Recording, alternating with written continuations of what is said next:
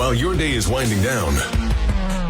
They're just getting started. This is South Coast Tonight with Chris McCarthy and Marcus Farrow. They've got you covered on all the news of the day, from local issues to politics on both sides of the aisle. This is the place where the movers and shakers come to be heard, to listen, and where they're held accountable. This is South Coast Tonight on WBSM.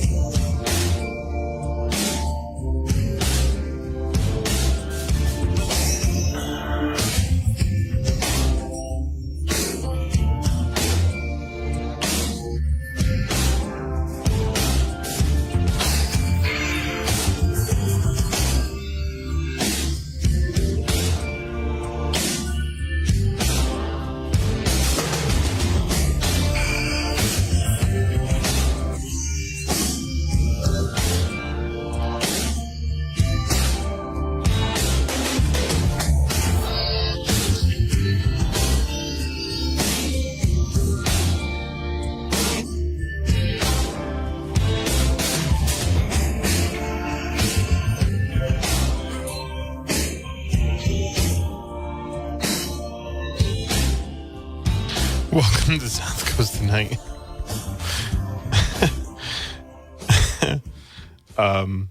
Apparently, so Bloom Bus bought Dattco.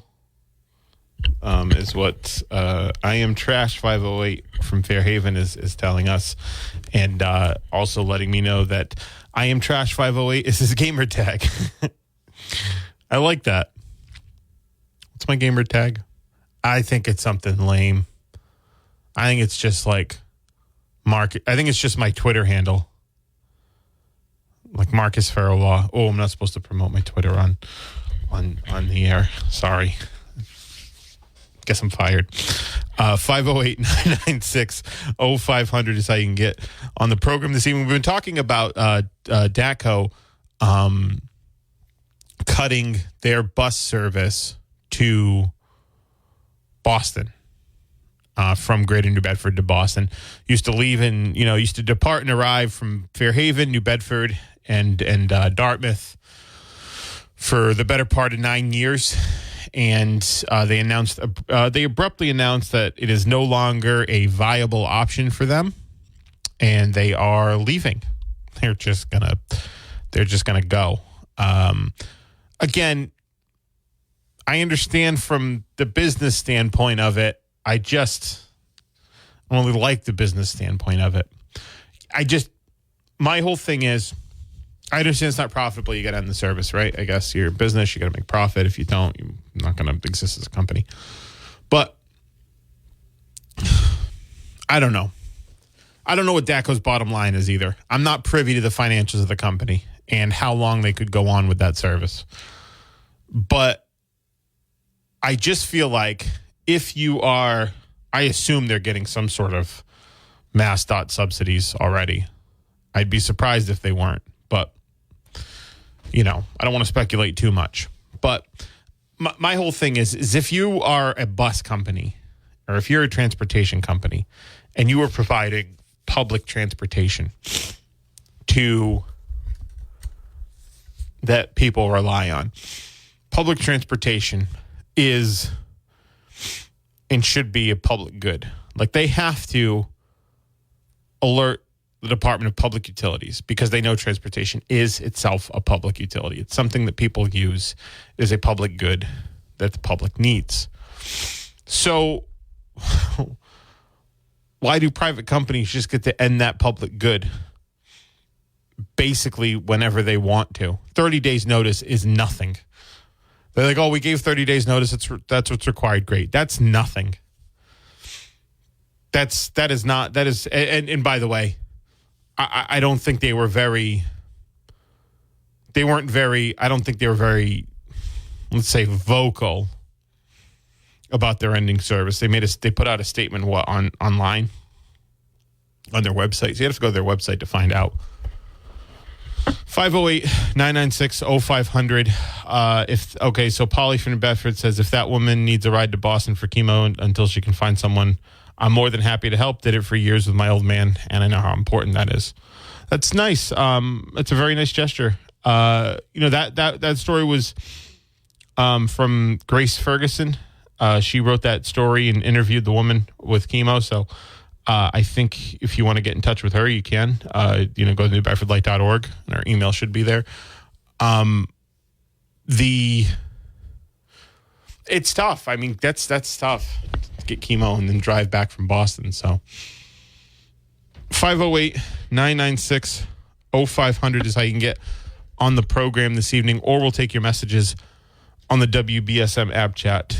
Let's go back to the phones. Good evening. Hello? Hey. I used to work down there, and as far as I know, they was the contract with the state when it was Medeiros Bus, and they said it was like a 20-year contract. They were 10 years in, so they probably fulfilled their contract with the state and said, "Hey, this ain't worth it no more," and then cut the card. You know what I mean? Okay. Yeah, because Medeiros Bus originated the contract with the state for the commuter bus between Fairhaven and Boston. And Dattco bought them out when there was still another 10 years left on the contract, which was about 10 years ago that I worked there. And I can tell you, it's a rough line. Like, the guys, they beat the bus up. They cut the seats, the whole 9 yards. It's not super lucrative. So as soon as they fulfilled contract, they probably said, "Hey, we're getting out of this." Yeah, they said they gave notice to the DPU per their requirements. So, yeah, that I guess that makes sense. So this was originally Medeiros Bus Company. It got bought out by Dattco. They were fulfilling a contract, is what you're saying? Is your understanding of it? Yeah, Okay. They were on the hook for the contract of the previous Medeiros Bus. Right. And that's basically the key reason they kept it. Other than that, their bread and butter out of the Fairhaven spot was always to go up to the casinos. Oh, yeah, right. Do they still do that? Well, I heard that they sold the Bloom, right? Right, yeah. Someone had said they sold the Bloom. I wouldn't be surprised if Bloom still keeps that going, because that is definitely pretty lucrative. Yeah, I'm sure there's a lot of people that still like to go to the casino, I guess. Yeah, I don't know. They just hop on board and they don't have to worry about parking a car and nothing. Yeah. Plus, there's free drinks. They don't have to worry about driving. Yeah. Yeah. All right, take care. Thanks for the call. Appreciate it. 508-996-0500 is how you can get in the program, or we'll take your messages on the WBSM app chat. Yeah, I guess, like I said, they found out, and I get it. It's not viable. They can't make a profit off of it. Either it's because of fuel cost, upkeep, and all of that, but you just feel like there should be, that public service should be provided, I think it should be. So,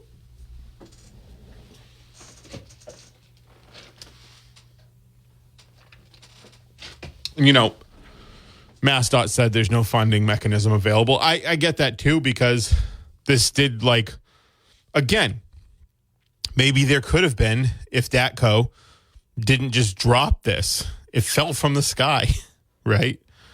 Like those ballot questions. It just came out of nowhere. Like the CPA ballot question or the 4-year term ballot question. No rhyme or reason, just bam, fell from the sky, right? So, I mean, maybe there could have been a mechanism available, a funding mechanism available. Maybe there should be. I mean, we're always running at a budget surplus every year. We're supposed to be getting $1 billion in revenue from the Fair Share Amendment, right? Approximately $1 billion. That's supposed to go through education and transportation. Those are the two things that desperately need funding in many, many ways, not just providing more, comprehensive transportation services, but also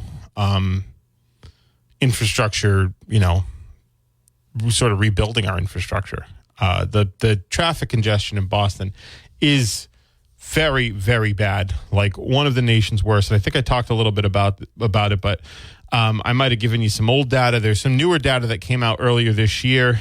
There was an analytics company, INRIX, that had ranked the cities and the major metros across the country in traffic congestion. And Boston is, I believe, only trails Chicago. Right? Yeah.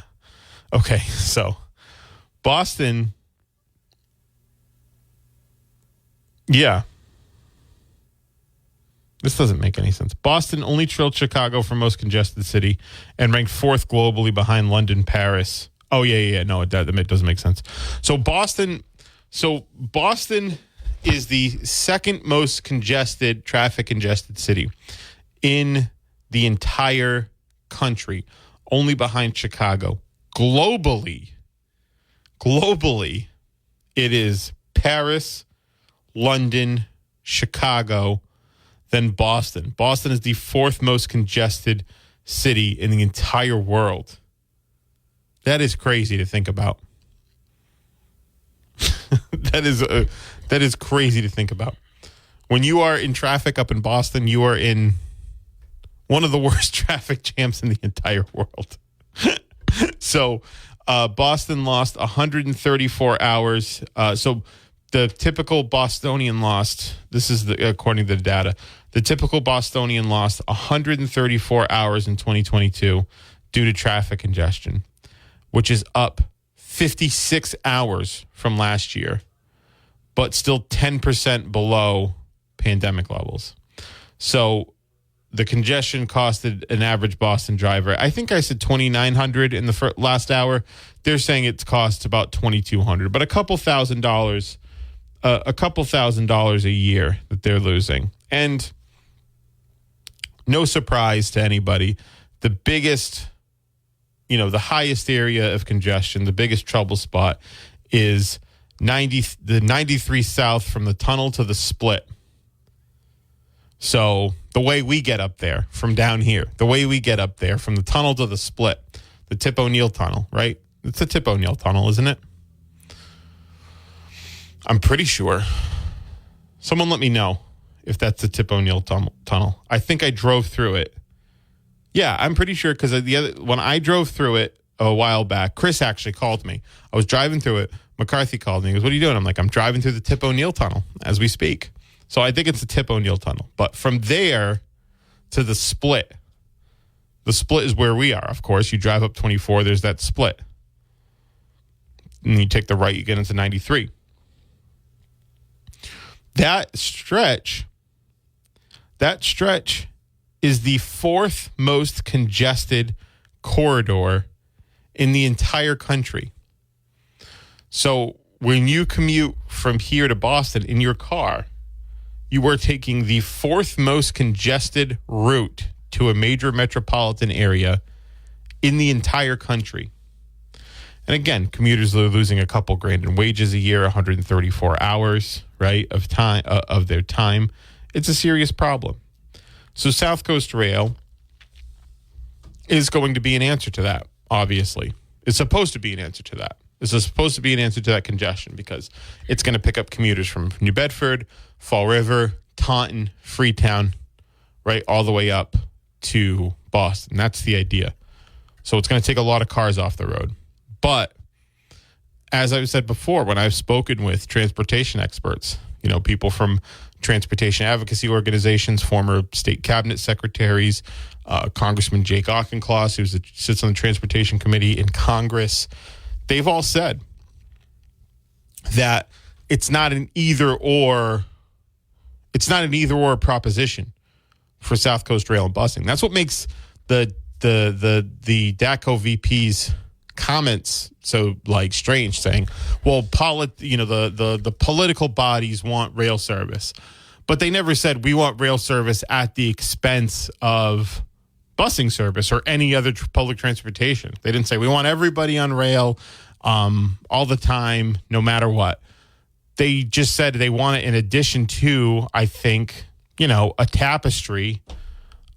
Rail is part of a tapestry, I think, of measures to try to lessen the horrendous traffic in the greater Boston area.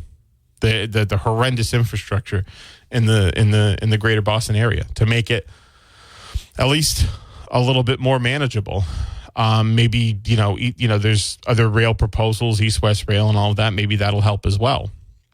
But again, to underscore what a problem this is and why SouthCoast Rail isn't supposed to be the singular solution to the problem, there is the commute from that split 490, that split from 93 when you're going up 24, that 93 split to the Tip O'Neill Tunnel.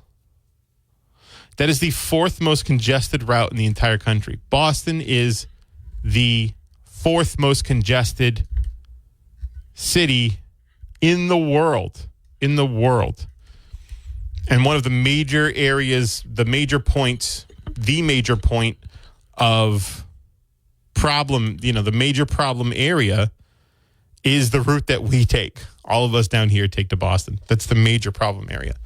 So that's why, again, buses and trains are supposed to be working compatibly to, one, provide different, I think, times and different transportation options for the people down here to get up there. 508-996-0500. We'll also take your messages on the WBSM app. This is South Coast Tonight. I'm Marcus. I'm going to take a break. Welcome back to the show. I'm Marcus. 508-996-0500 is how you can get in the program. Good evening. Hi, Marcus. Hey. Now, did you see London, England, on that worldwide, congestion? Yeah, they were number 2 apparently, according to reports. So their plan hasn't worked. Now, there was talk about adopting their plan here for a while. And what was that plan in London? They did implement it years ago, and the plan was as followed: you wouldn't be allowed to go into London without special IDs, and everybody who wanted to go to London would have to get off at bus terminals 10 miles outside of the city and take buses in to reduce car traffic. Now, they talked about doing that here for Boston, and the bus companies would have found that a boon. For example, I heard once they would have put one on Route 24 to capture the car traffic coming from south of that area there. And they never got it. I didn't hear much after it was proposed.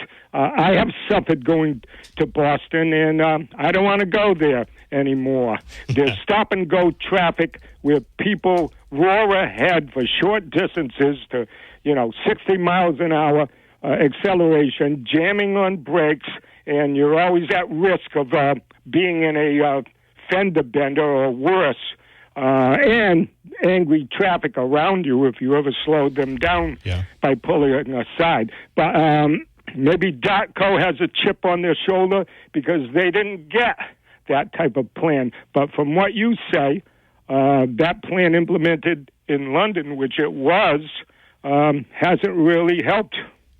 Yeah, I'm not sure about what plans they implemented. The only thing I was, in terms of, I know there wasn't I haven't heard a proposal for like special IDs to go into Boston, but what I have heard is congestion tolling. So basically, they would start to implement it probably in areas that already have tolls in it, but you start pricing certain areas for during peak hours to encourage off-peak commuting.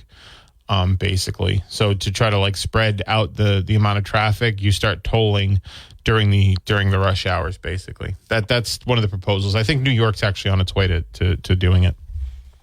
Well, I heard a clip on the news program this afternoon where Tony Cabral is shocked by it, and he's going to look into it and ask questions. But what they can do legally, I guess they can do legally.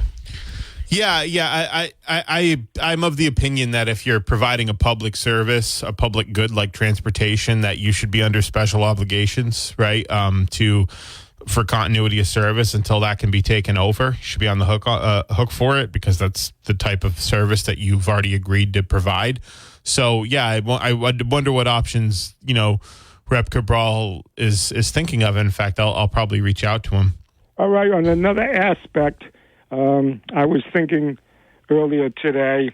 A lot of people think the Big Dig was an extravagant boondoggle, and a recent report criticized it for not really alleviating traffic problems or flow as was promised. And as you know, it was like $14 billion over budget.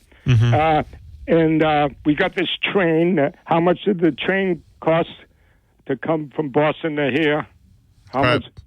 Probably like half. I think it costs like $500 million or 600 million, something like that. Now, my question would be, seeing as that seems to be somewhat of a boondoggle too now, it's not going to be a commuter to work train because it's too long and all. My question is this, Marcus. What kind of investigative reporting would reveal all the campaign contributions that our state politicians got to approve of these boondoggles from the construction companies, from the real estate moguls, etc., because it was pretty much a done deal, and even the vote that we had, it was belated. Yeah, it's something they've been working on for like 20, 30 years. So, that's all. Who gave to whom is all public record on the OCPF. But I don't hear anything about how many of the construction companies gave campaign contributions for the Big Dig. I don't hear anything about it. And I'm not hearing anything about the commuter train either. There's like 3 of our elected officials that were around in our state. Only like 3 of them were around during the Big Dig. Yeah, but it was voted upon by the state. So a lot of people I don't know if returned favors for these things. Sure, we could. That's something that you could look into, but I can't look into it. Well, anybody could look into who gave to whom. It's all public record on OCPF. But the Big Dig was 30 years ago. Most of the people in our delegation weren't even there. The commuter train. What's behind that? That seems like a waste of taxpayers' dollars. I don't think it will be. We haven't even. It hasn't even started yet. How is it going to look like it's a waste of taxpayer dollars? The time schedule seems to implode its efficiency. Yeah, the train schedule seems to implode its efficiency. I don't know, because people, like, if you drive to Boston, you got to budget like at least 2 hours into your commuter time anyway. So like a 90-minute commute on train doesn't seem all that bad. I think you're underestimating what recent figures are on that, and probably overestimating how much it takes car time to get there. So, but I'll leave you with that thought. Campaign contributions behind all kinds of things, and that may also include opposition to rent control from campaign contributions, so the vote will go against it, too. That's the way politics are, but there's not enough investigative reporting. Well, actually, to that point, in terms of the rent control thing, before that home rule petition in Boston even hit the State House, there was a landlords association, some real estate association, some PAC that had raised $400,000, like basically overnight. Yeah, I read about it. $450,000, and that was several weeks ago. What have they got now? Oh, it's gonna be tens of millions of dollars. It's going to mushroom there, but Yeah. We have the best democracy that money can buy. Yeah, right. No, Adios. I appreciate that. That's a good line to go out. That's a good line to. It's a great line to end a call on. Thank you for the call. I appreciate it, sir. 508-996-0500. Yeah, there's already, for the rent control stuff, there's already, here's the thing. It's funny. It's one of those things, right? Where you're going to have all of these real estate companies spending way more to kill rent control than it would than enacting rent control would actually cost them. But it's the principle of it, right? So, with that, I mean, with rent control too, I think that's going to end up. I think honestly, what we're going to end up seeing is a statewide ballot question, just like with the one we had in '94. They're gonna bring it back, but I think there's a different. I think that's fine. I think that's different than proposing a ballot question of something that people voted on like 5 years ago. It's a little bit different. I mean, than posting a ballot, positing a question 30 years later, because circumstances have materially changed, like significantly in 30 years. People's minds have changed about these things in 30 years, for sure. So 508-996-0500 is how you can get in the program. We'll also take your messages on the WBSM app if you want to shoot us a message. One of the things that has been brought up is congestion pricing or congestion tolling. And so basically they want to encourage people commuting in off-peak hours, and so they'll start tolling during peak hours in high traffic areas. New York is moving towards doing that. Now, New York was the 5th most congested city in the world behind Boston. So it means they're the 3rd most congested city in the country behind Boston. 508-996-0500. So they're actually implementing congestion tolling.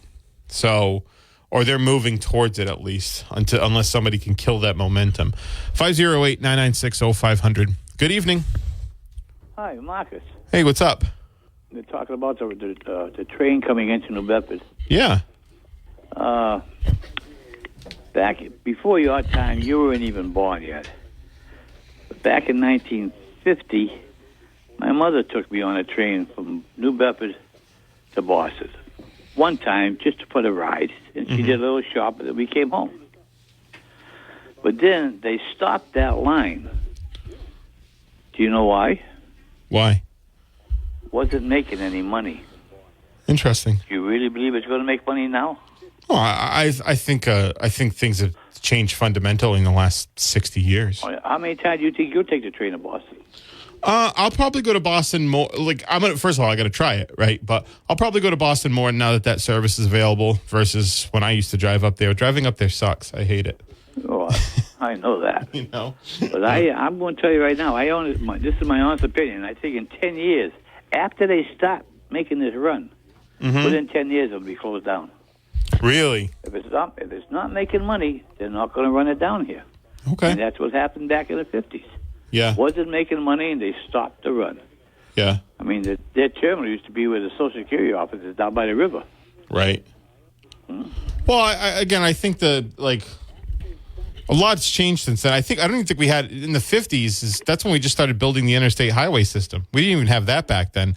So I think the economy's expanded exponentially, and I think the economy of Boston's expanded exponentially. The economy since then. sucks. Let's face it. Oh, it does suck. It does suck, but I think the economy of Boston's is grown quite a bit since the 1950s in certain areas. Well, I've watched it happen.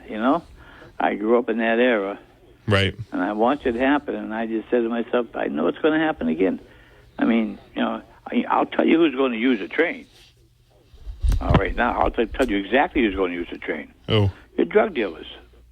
Oh, yeah? When they're bringing their drugs to Boston, they're not going to drive anymore and take a chance to get stopped. They're going to smuggle drugs onto a train and bring them into Boston. Into Boston? Okay. Sure. I honestly believe that. Yeah. The drug dealer, that's a godsend for your drug dealers. Now we can get to Boston without worrying about the cops following us. Oh, yeah. Unless they follow you on the train. Huh? Well, okay, Mark. Nice talking. I appreciate the call. Thank you. So 508-996-0500.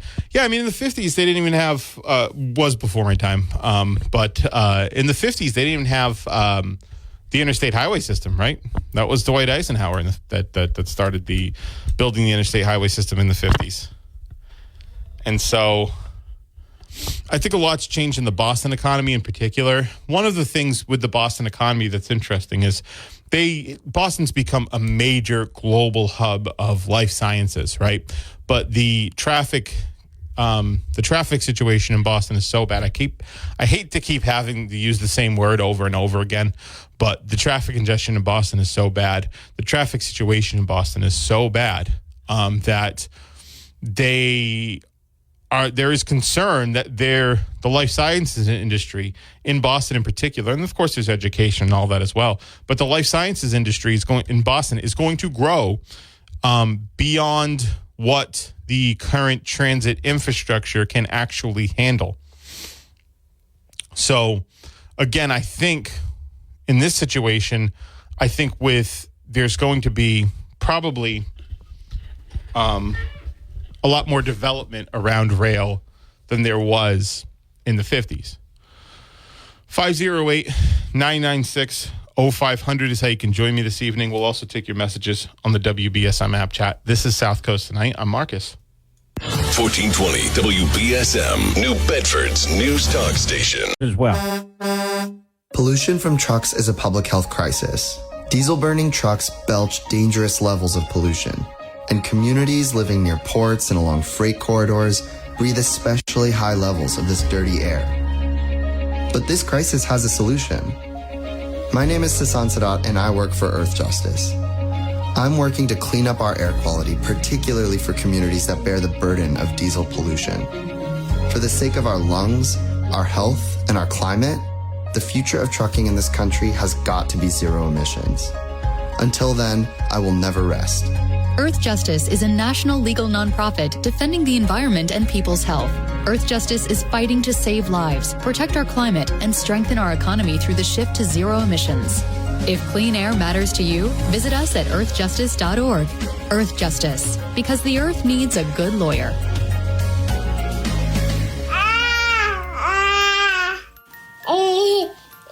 To some people, the sound of a baby babbling doesn't mean much. But that's not necessarily true. By 6 months, they're combining vowels and consonants.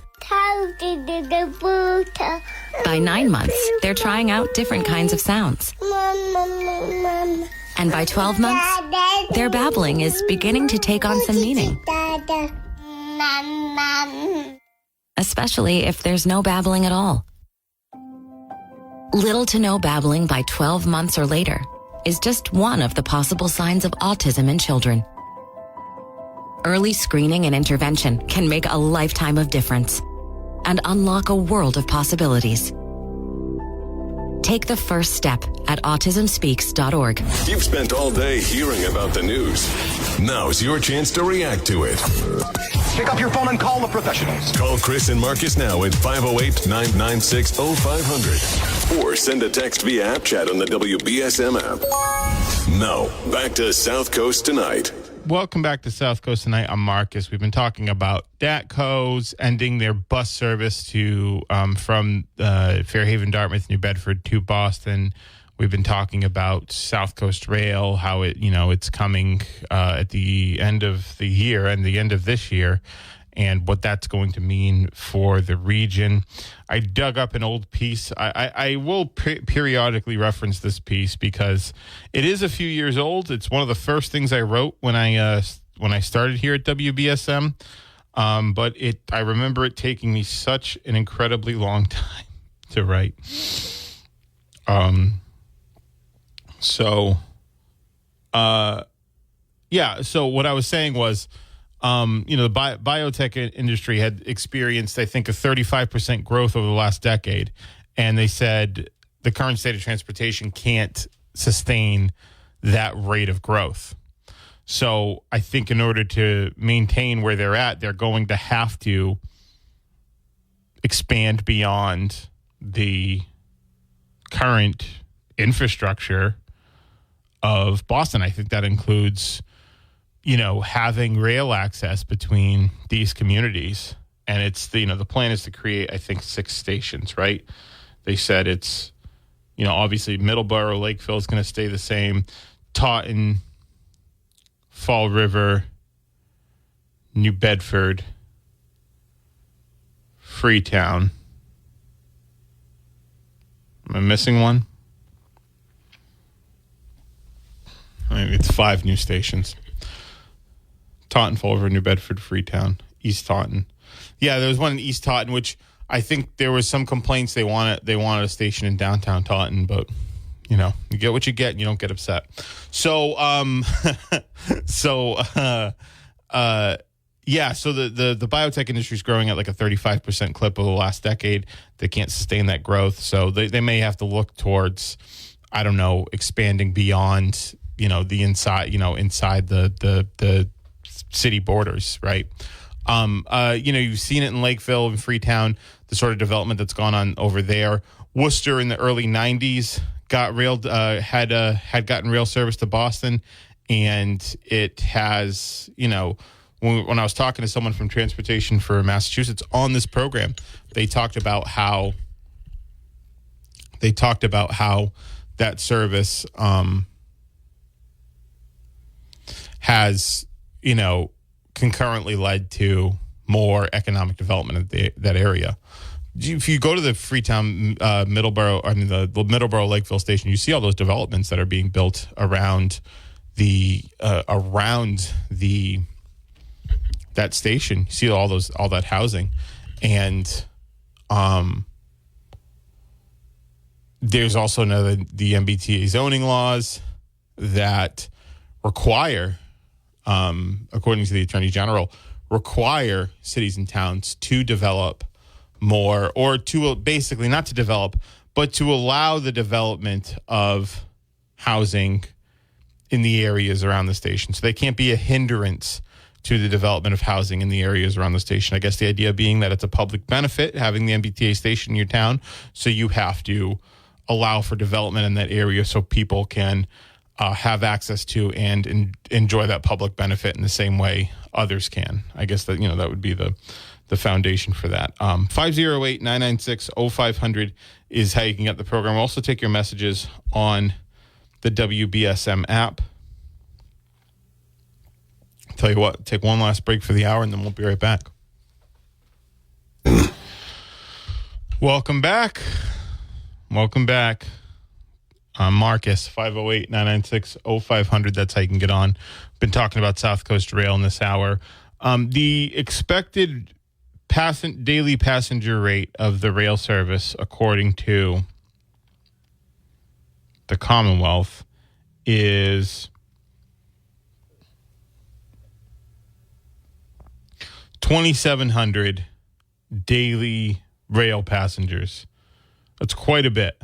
That's, I think, obviously going to lead to a positive economic impact.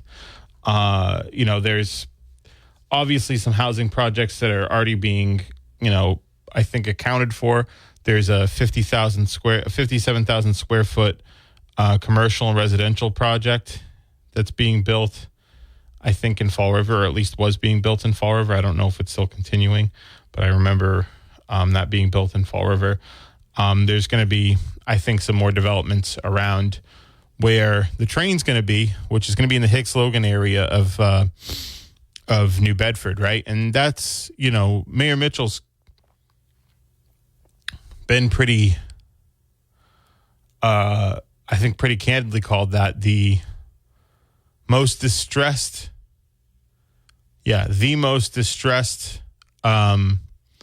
neighborhood in the city, right?